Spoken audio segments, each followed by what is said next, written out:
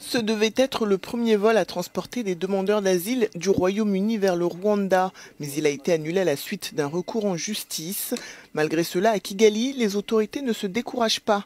Lors d'une conférence de presse, la porte-parole du gouvernement a indiqué que son pays serait heureux d'accueillir des milliers de migrants.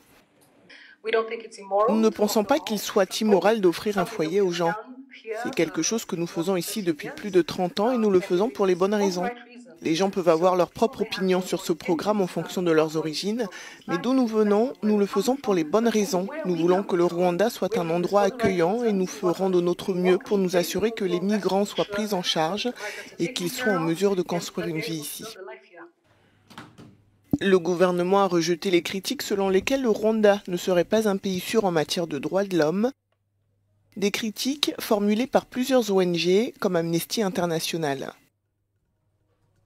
Nous nous inquiétons bien sûr de ce que ces demandeurs d'asile risquent de subir au Rwanda, où nous avons documenté de graves violations des droits de l'homme. Le Rwanda est connu pour un certain nombre de violations des droits de l'homme, notamment des atteintes à la liberté d'expression, à la liberté de réunion pacifique, des disparitions, des attaques contre des organisations d'opposition et des organisations des droits de l'homme. L'ONG espère que la réunion du Commonwealth qui se tiendra à Kigali dans quelques jours en présence du Premier ministre anglais Boris Johnson et du prince Charles sera l'occasion de faire pression pour supprimer ce projet. Pour la réunion du Commonwealth la semaine prochaine, nous voulons vraiment envoyer un message à tous les États membres de demander au Royaume-Uni et au Rwanda de mettre fin à cet accord. Il est vraiment triste de voir le Rwanda qui défend des valeurs panafricanistes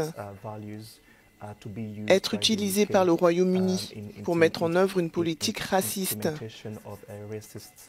consistant à renvoyer au Rwanda des demandeurs d'asile qui cherchent une protection au Royaume-Uni. Pour l'heure, le Royaume-Uni et le Rwanda restent engagés dans ce partenariat. Londres a déclaré être déjà en train de préparer le prochain vol.